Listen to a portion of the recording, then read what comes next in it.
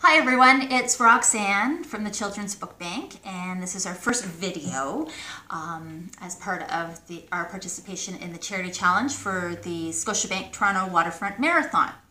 And today I'm going to talk about shoes. So last night I went shopping for a new pair of running shoes because I needed a new pair of running shoes. And the first thing I learned is that running shoes are really, really expensive. Kind of borderline, give you a stroke, maybe heart attack kind of expensive.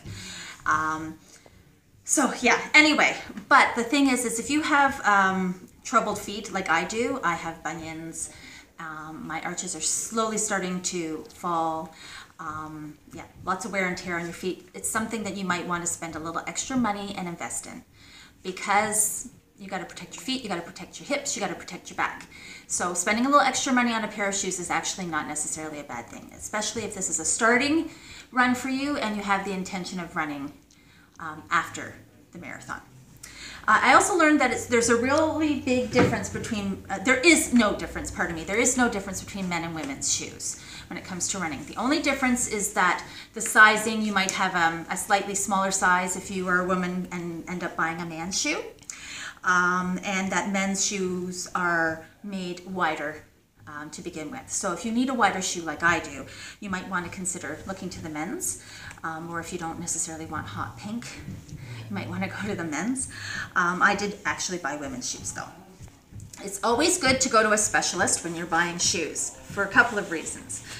They have the opportunity to take some time and watch how you walk, look at your gait, and they can help you pick the right shoe. That's their job.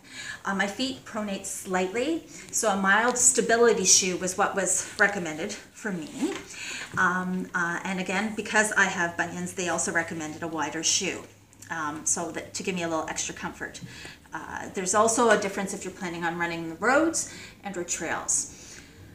And the difference between a running shoe and a cross trainer, that's another thing I learned, is the tread. The tread on a running shoe there's lots more grooves and it has more grip so that you can stay stable on the road, whereas a cross trainer is a little smoother, fewer treads. And the intention for a cross trainer is to maybe go side to side if you're in a gym class sort of thing, whereas a running shoe is with the intention of moving forward. Normally I wear a size 9, 9.5, but I ended up buying a 10 from a running shoe. It's important to have a little extra room at the front of your toes because your feet are going to swell when you run. And also you need to have just a little bit of room so that you give yourself a little bit of space and a little bit of comfort.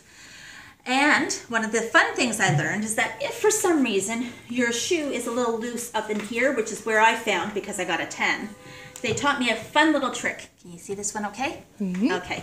They do what's called the runner's knot. You make a little bunny loop, and you make a little bunny loop, and then you cross it through, and then you cross it through, and then you kind of wiggle back and forth for when you tie it. So you use your top little hole here to make your bunny loop, and then you tie it, and then that should give you the little extra support and fit up here, so that when you are running, your foot doesn't feel like it's really loose up here when it's comfortable down here. The other thing, and the last thing I think that needs to be said, is socks. I didn't realize that there was going to be an issue with socks. I figured you put on a nice little pair of white socks, and that's all you need. However, I was told that you really should go with a poly blend sock. And the reason for a poly blend sock is a pure cotton sock will absorb all the sweat, and then your feet will stay wet for the rest of your run, which is probably a possibility for blisters or just really gross, smelly, stinky, uncomfortable feet. And it depends on how long you're running as well. So now that I have the shoes and clearly the outfit to get started, I'm going to get ready to go for my first run.